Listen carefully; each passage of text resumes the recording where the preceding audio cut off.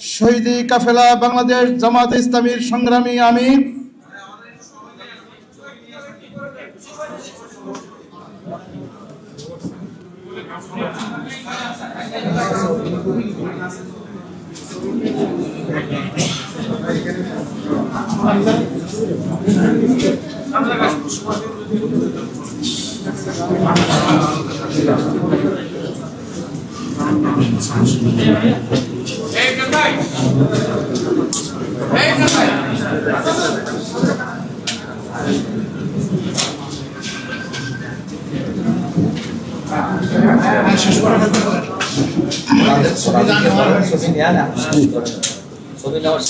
জি মেহরবানি করে আপনারা ছবি নেওয়া শেষ করুন। আমরা এখনই আমাদের মোহতারাম আমির বক্তব্য রাখবেন।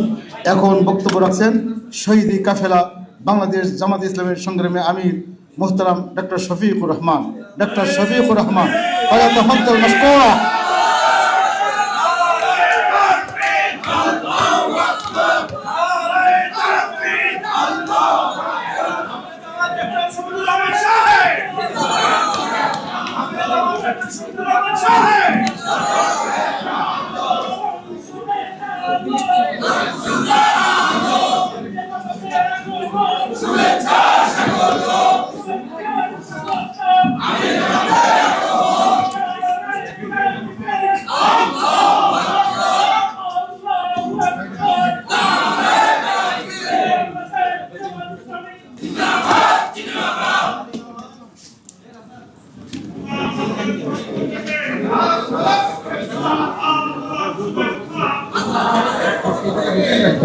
আসসালামু আলাইকুম ওয়া রাহমাতুল্লাহ।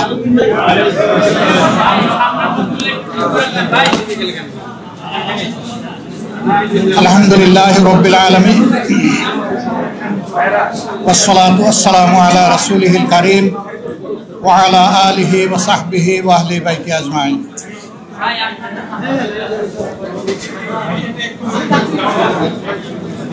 সারা দেশ থেকে আগত সম্মানিত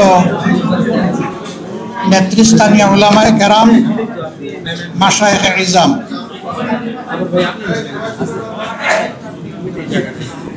আজকের এই সমাবেশের সম্মানিত সভাপতি, মঞ্চে বসা সম্মানিত নেতৃবৃন্দ এবং বিশিষ্ট উলামায়ে কেরাম, আমার সাংবাদিক বন্ধুগণ, আজকের এই আয়োজনের মূল আকর্ষণ সম্মানিত উলামায়ে কেরাম। আল্লাহ তাবারক ওয়া তাআলার শুকরিয়া আদায় করছি। আমার সাময়িক অসুস্থতার পর আল্লাহ তাআলা আবার ক্রমান্বয়ে জাতির সামনে আমাকে আসার তৌফিক দান করছেন, আলহামদুলিল্লাহ। আজকের এই দিনটি আমাদের জন্য অতি আনন্দের, অতি ভালোবাসার এবং খুবই গুরুত্বপূর্ণ। বাংলাদেশ জাতি হিসাবে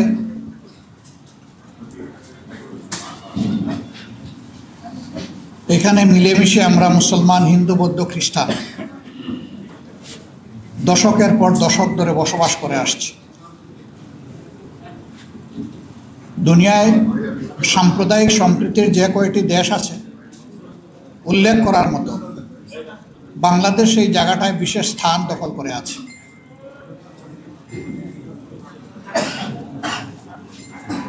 এখানে যারা আছেন তারা মানুষকে তাদের কর্তব্যের ব্যাপারে সতর্ক করেন,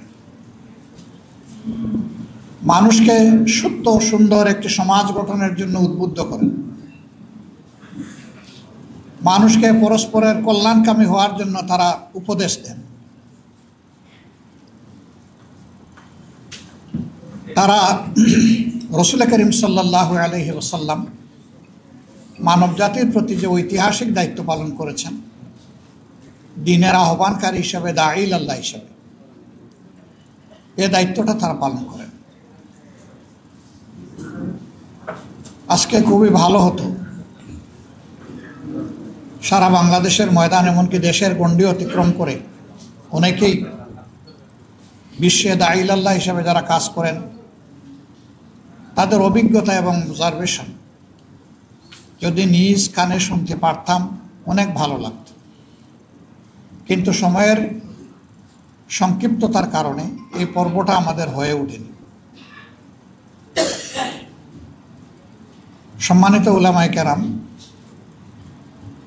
এটি ঠিক যে বাংলাদেশের 90.8% মানুষ আদমশুমারি, সর্বশেষ আদমশুমারি অনুযায়ী মুসলমান, বাকি হিন্দু, বৌদ্ধ এবং খ্রিস্টান।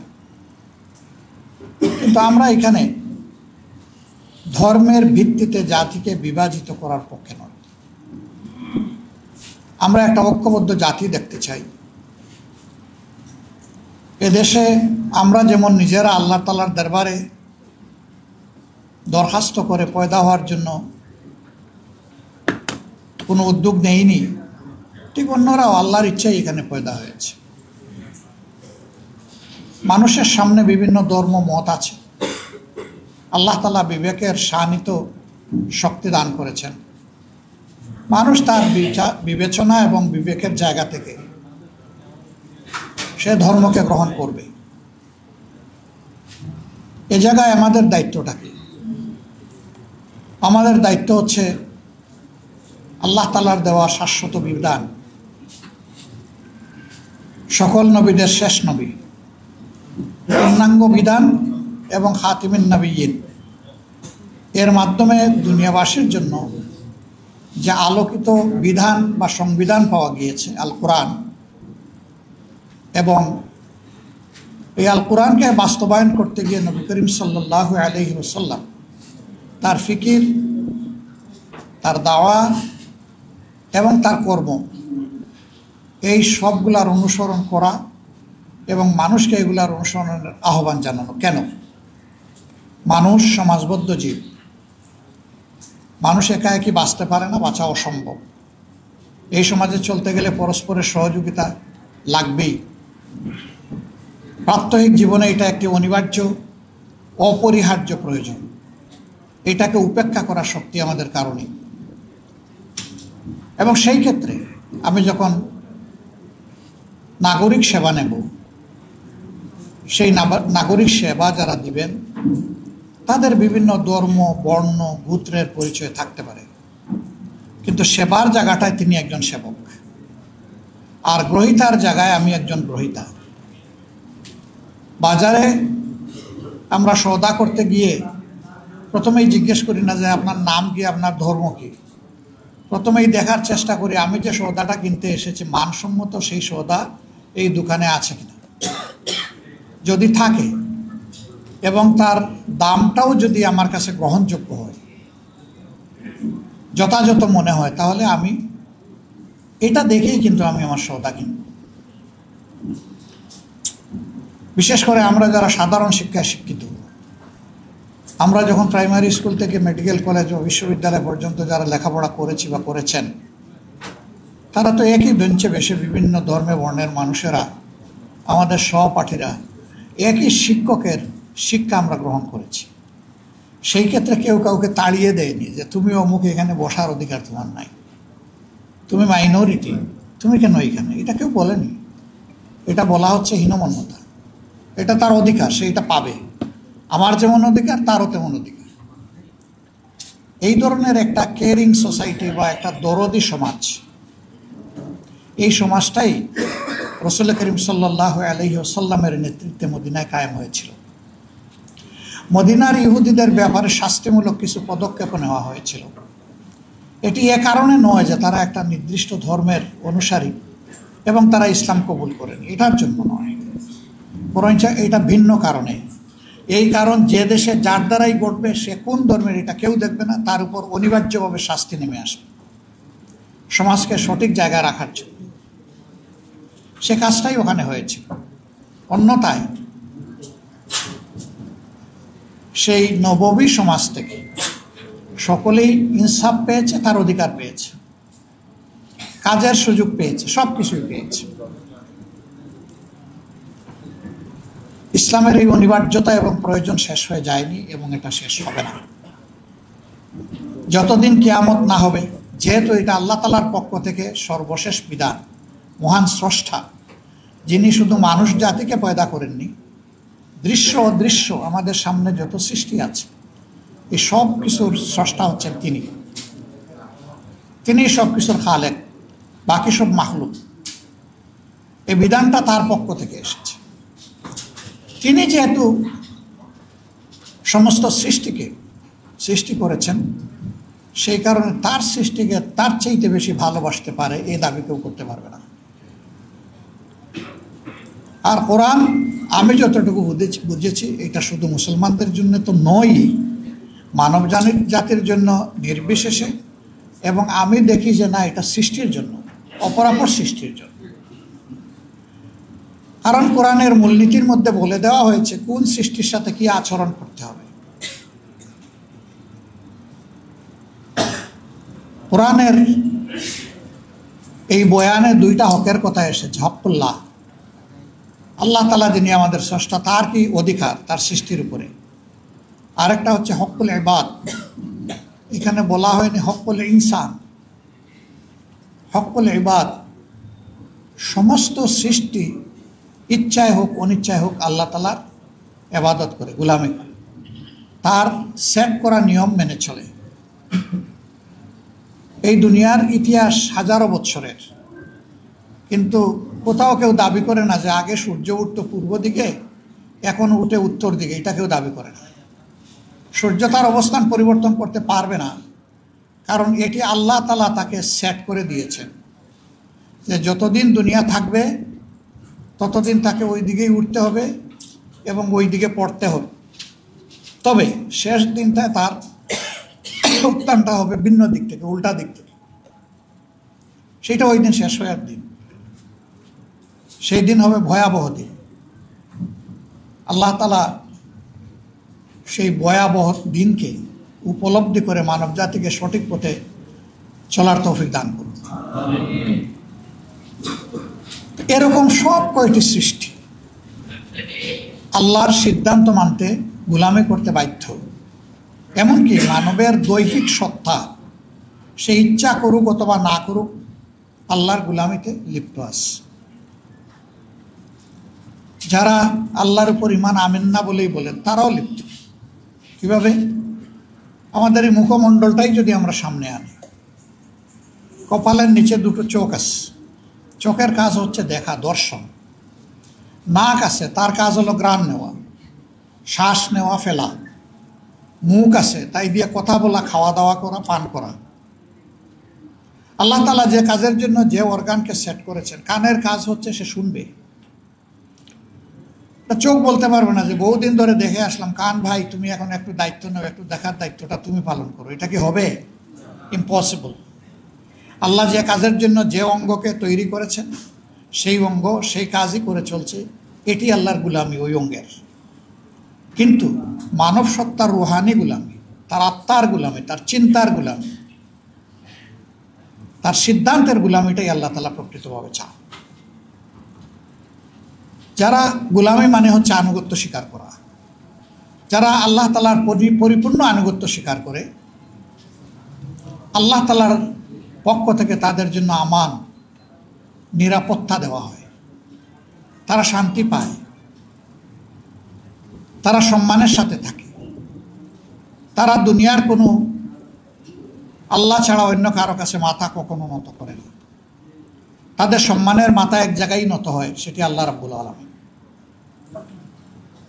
আল্লাহ তাআলার সৃষ্টির কুদরত এবং মানব জাতির প্রতি তার অতি মেহেরবানি অনেকগুলা বিষয়।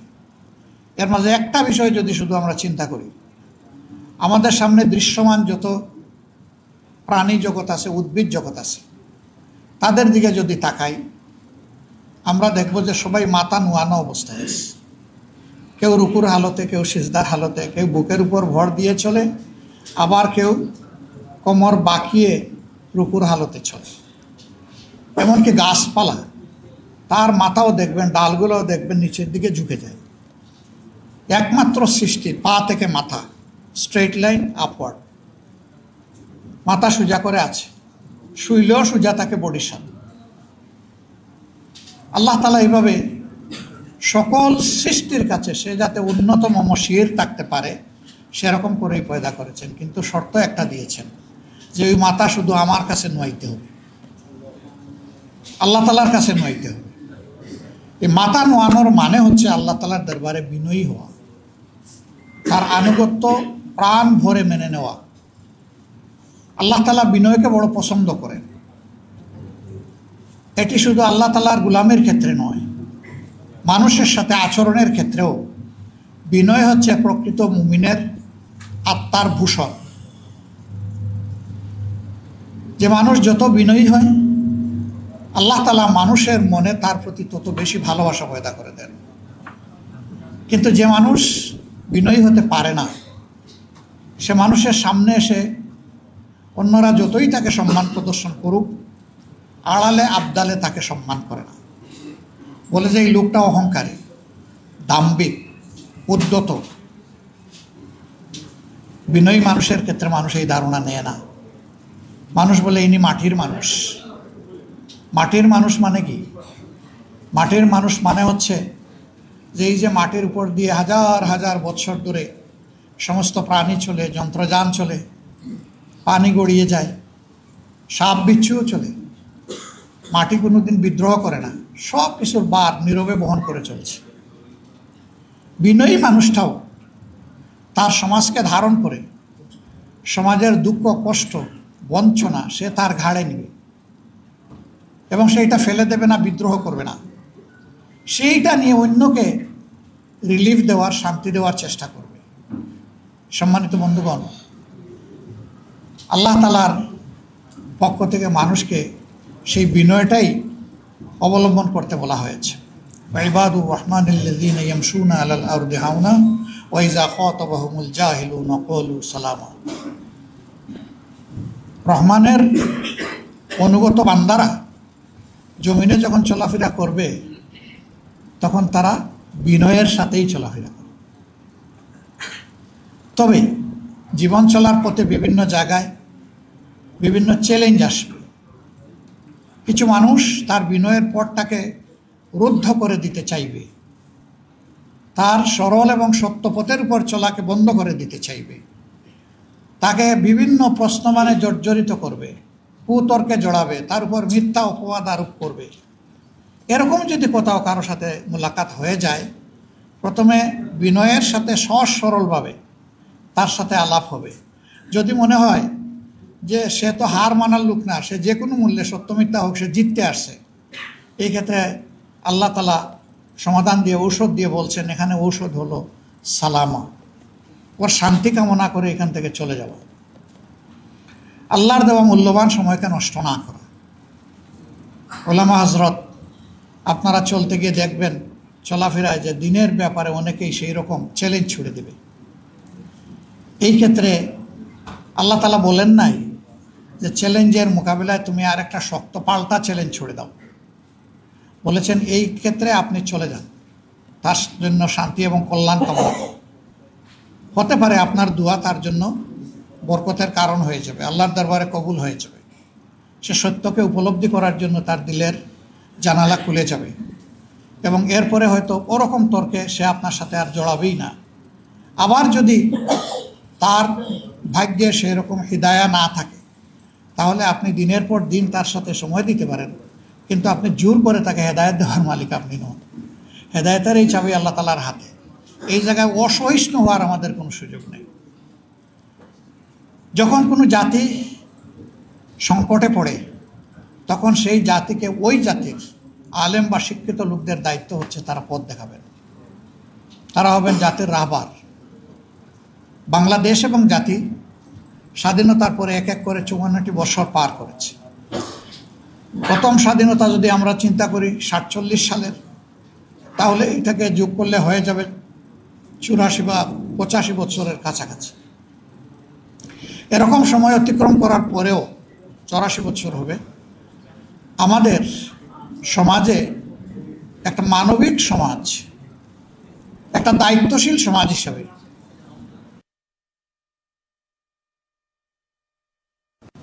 এই জাতি তো সংকটে আছে। এই সংকটে কোরআন এবং সুন্নাহর আলোকে উলামায়ে কেরাম যদি জাতিকে পথ দেখান, আশা করা যায় যে জাতি পথ পাবে এবং উপকৃত হবে। জাতি এটাই আপনাদের কাছে প্রত্যাশা করে। উলামায়ে কেরামের মধ্যে জাতি একটা ইস্পাত কঠিন ঐক্য দেখতে চায়। জাতি চায় যে ইসলামের মৌলিক বিষয়ে, জাতীয় জীবনের প্রয়োজনীয় বিষয়ে উলামায়ে কেরাম ঐক্যবদ্ধ থাকবেন, এটা জাতির প্রত্যাশা। কিন্তু এর ব্যতিক্রম হতে পারে, ব্যতিক্রমকে মেনে নিয়ে সহনশীল হতে হবে। পরস্পরের বিরুদ্ধে কোনো ধরনের আত্মঘাতী ঝগড়ায় লিপ্ত হওয়া যাবে না, বাহাসে লিপ্ত হওয়া যাবে না। হ্যাঁ, পরস্পরের প্রতি কল্যাণকামী হয়ে ব্যক্তিগত পর্যায়ে কথা বলবো, মন খুলে কথা বলবো। ওনার বক্তব্যটা শোনার মানসিকতা নিয়েও আমাকে যেতে হবে, শুধু নিজেরটা সমঝানোর জন্য নয়। এইভাবে যদি পরস্পরের বক্তব্যের প্রতি আমরা শ্রদ্ধাশীল হই, ইনশাআল্লাহ এই উলামায়ে কেরাম জাতিকে পথ দেখাবেন যেভাবে অতীতে দেখিয়েছেন। আমরা উলামায়ে কেরামের কাছে এটাই আশা করি। আমরা আমাদের বিরাট হক ওনাদের উপর। কোরআন এবং সুন্নাহকে যেভাবে ওনারা ইলমি জগতে ধারণ করেছেন, সমাজের সাধারণ মানুষ এটা করতে পারেনি। আল্লাহ এই যে নিয়ামতটা বিশেষভাবে আপনাদেরকে দান করলেন, এটার শুকরগুজারি তখনই হবে যে এই ইলমকে মানুষের কল্যাণে যখন আপনারা কাজে লাগাবেন। আমরা সেটাই আপনাদের কাছে আশা করি।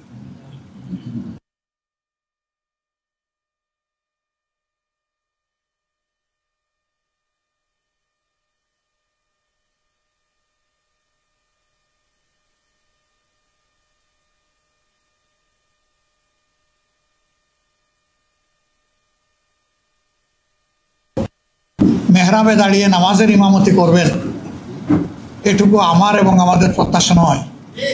আমরা চাই যিনি নামাজের ইমাম তিনি হবেন সমাজেরও ইমাম। নামাজের ইমামের ইমামতিতে যেমন মসজিদের ভিতরে আল্লাহর বিধান অনুযায়ী নামাজ কায়েম করার কারণে শান্তি প্রতিষ্ঠিত হয়েছে, ঠিক এই মুত্তাকি মানুষগুলা যদি সমাজে নেতৃত্ব দেন, তাহলে সমাজেও ইনশাল্লাহ শান্তি কায়েম হবে।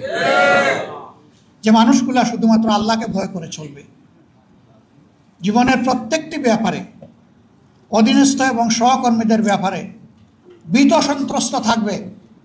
আমাকে হুঁশিয়ার করে দেওয়া হয়েছে, কুল্লুকুম রাঈ ওয়া কুল্লুকুম মাসউলুন আন রাইয়াতিহি আন রাঈ,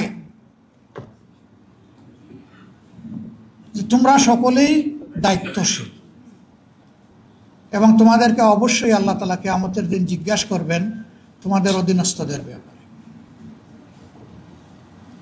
যার দায়িত্ব যত বড় সমাজে, তার জিজ্ঞাসাও হবে তত গভীর।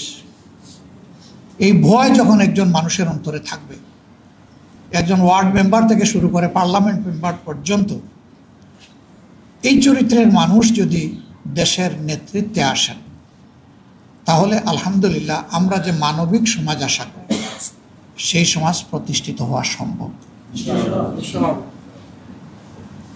এর বাইরে গিয়ে জ্ঞান, বিজ্ঞান,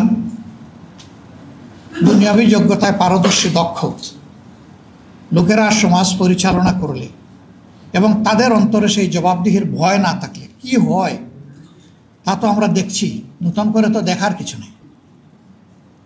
আমার বলতে কোনো দ্বিধা নেই, শিক্ষিত সমাজের সকলে নয়, কিন্তু শিক্ষিত সমাজের একটা অংশের মানুষ যে ক্ষতি জাতির করে, সারা সাধারণ দেশবাসী কোটি কোটি মিলেও সেই ক্ষতি জাতির করতে পারে না, এই যোগ্যতা তাদের নাই।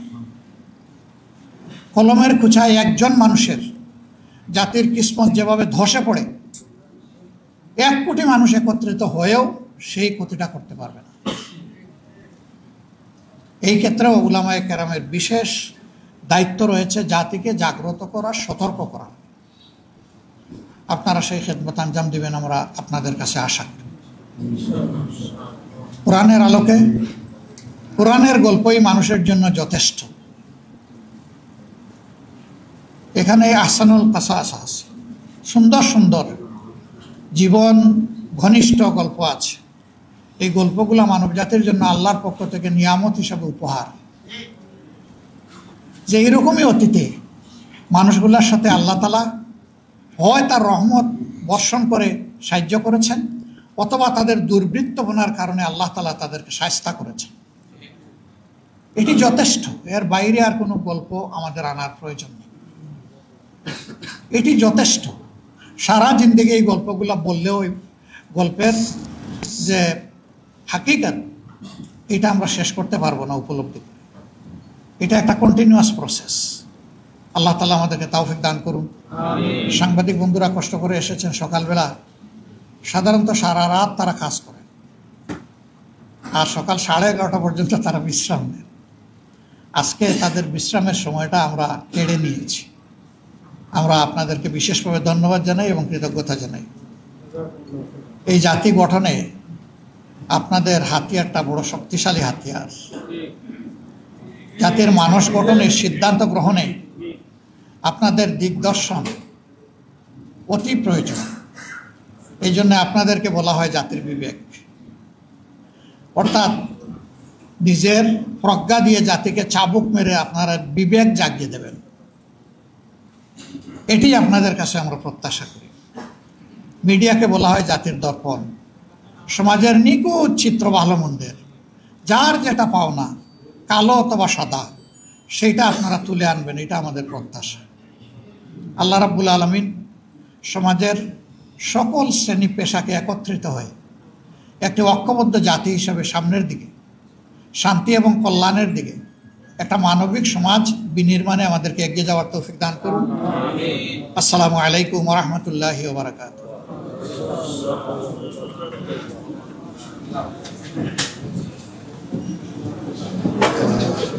আলহামদুলিল্লাহ। সম্মানিত ডেলিগেট ভাইয়েরা, আপনারা একটু বসবেন মেহরবানি করে। ডেলিগেট ভাইরা মেহরবানি করে বসবেন। এখন একটি ইসলামী সঙ্গীত পেশ করছেন বিশিষ্ট দাঈ মাওলানা আব্দুল্লাহ আল আমিন।